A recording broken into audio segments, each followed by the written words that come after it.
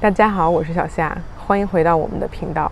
我在之前的一期视频里呢，讲了我学姐的一个故事，也就是如何投资出租房来实现工作自由。那当时我就提到了，房子的升值呢，也是可以让我们利用来套现，进行进一步的投资获利的。所以今天我就想讲另外一个我身边的实例，来让大家看看这是如何做到的。我公司里呢，一个级别比较高的老板，大概40多岁吧，有2个孩子。他在纽约呢，就住在纽约的城里，也就是曼哈顿岛上。他家呢是自己买了2套公寓打通的。在纽约，很多有钱的人，他们在城里买公寓的时候呢，都会这么做，因为你比较难买到一套就是面积够大、格局你又喜欢的。那像我老板那套呢，就属于是，比如你一户人家是2室1厅，门牌号101，他就相当于买了一套101和102，然后自己把中间的墙打通，合在一起变成了自己的公寓。那他们全家人住在这里呢，大概有几年了，不到10年吧。那在这个过程中呢，大家也可以想象啊，纽约城里的房子，就是曼哈顿岛上，真的是寸土寸金。他的那个家呢，就是不断的升值。所以在去年的时候呢，他做了 refinance， 也就是重新贷款。他把这个房子升值的部分呢，拿出来换成了钱，又重新买了一套新的投资房。那这个听上去是不是觉得挺神奇的呢？今天我就来给大家具体扒一扒，包括具体的数字都是多少。那听到这里感觉很感兴趣的朋友呢，请你给我点个赞，或者给我留言。如果你是第一次看我们的频道呢，希望你能够关注我们，订阅我们的频道，这样你以后就不会错过我的更新了。首先来简单的说一下什么叫 refinance。refinance 的中文呢，应该是贷款重组，也就是会有一个新的贷款方来帮你把你以前剩下的贷款还了，重新评估一下你房子现在的价值，重新给你一个现在的市场利率，然后你就相当于是欠新的贷款方钱了。那这个里面呢，当然会牵扯到一些手续费啊、办理费用啊，还有像房子的估值费用，总开销呢一般在4-5千美金上下。所以如果做贷款重组呢，要不就是因为利率低了很多，比如说最近疫情以来就有非常多的人在做这个贷款重组。曾经有一度呢，就是大部分的银行都已经就是关闭了这个贷款业务，因为他们现有的贷款根本就处理不过来。要不呢，就是因为你的房子升值了非常多，你想要套现获利，那也就是我们今天要仔细说的例子。那说回我的这个老板，他的房子买的时候呢，咱们就比如说大概是100万美金。那过了不到10年呢，他的房子升值翻倍，已经变成了价值200万美金。他原来的这个房子上呢，贷款并没有贷多少，比如咱们就说他还剩一半吧，也就是还剩50万美金，那就是说明他的前期首付再加上之前的还款，一共还掉了50万美金。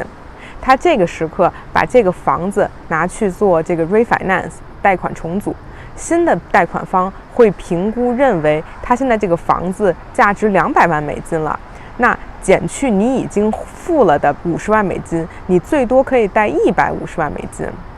听到这里肯定会有人说，可是他原来没剩下多少贷款，现在贷款的额度增高了，那每一个月相应的还款额度肯定也增高了。确实如此，但是你要看看他具体是怎么做的。我老板呢，他把这100万美金拿出来，全款没有，就是不再有新的贷款了，直接去买了一套纽约周边的 multifamily， 也就是多家庭房屋。然后呢，他把这个多家庭房屋出租了出去，一个月大概能够收到6000美金的租金。这个他是真实的跟我就是分享过他都是怎么租的。而且多家庭房屋呢，是一种在纽约非常常见，其他州会相对少见的一种房屋类型。这个具体的话呢，咱们可以在另外一期视频里面说，今天就不细说了。不管怎么样吧，他就算因此多背了100万美金的贷款，但是这些贷款他可能一个月还吧，也就还$3000左右。如果大家去粗略的算一下就知道。但是他因为这个钱拿去投了新的投资房，而每个月能带来$6000的收入，也就是说里外里他肯定有的赚，赚的呢还不少。咱们把这件事最简化来说，也就是我老板自己住的房子呢升值很多，以至于这部分多出来的价值为他新带来了一套房子，也就是另外一个资产。那就算有一天啊，咱们就说他还不起贷款了，他现在的这个贷款方银行呢，也只能收走他现在居住的房屋，因为他新买的这套房子呢，并不是已有贷款的抵押品，所以这个银行呢是不能动的。那这么说来，就相当于他房子的升值为他白带来了一套房子，就白给一样。虽然这么说的呢，也是稍微的夸张了一点，但是这里面的弯弯绕绕呢，相信大家是已经听明白的了。这确实是一种利用杠杆非常非常聪明的方式。听到这里，大家觉得我讲的怎么样呢？如果喜欢我今天说的内容的话，就麻烦给我点个赞或者留言。还没有关注我们的朋友，快点关注我们，订阅我们的频道哦。那接下来我就为大家来总结一下。事实上，这种通过房屋升值来套现获利的这种投资方式呢，是有几个要求的。第一，就是你原本的房产就要买得好，并不是在全美任何一套房子10年之内都能够升值翻番的。这个主要是要看你房子的地理位置、房子的结构。这也就是为什么我们之前的视频里一直在到处看房子，不断的寻找机会。你在买每一套房子的时候，都要保证自己的投资是非常的有眼光，要挑选的非常精准的。第二呢，就是即使你把这个升值的价值套现了以后，这个钱你也要有一个合理利用的方式。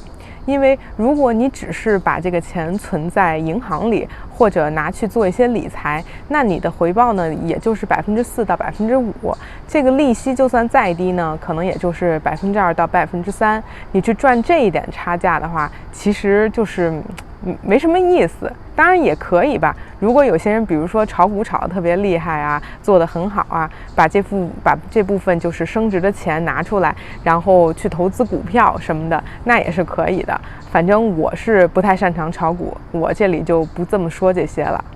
那3呢，就是可能有人注意到了刚才我说的我老板做的这套投资房，在纽约的周边100万全款买下来，每个月能拿到6000的租金。这是什么样的房子？在哪儿呢？怎么做到的？租给什么样的人呢？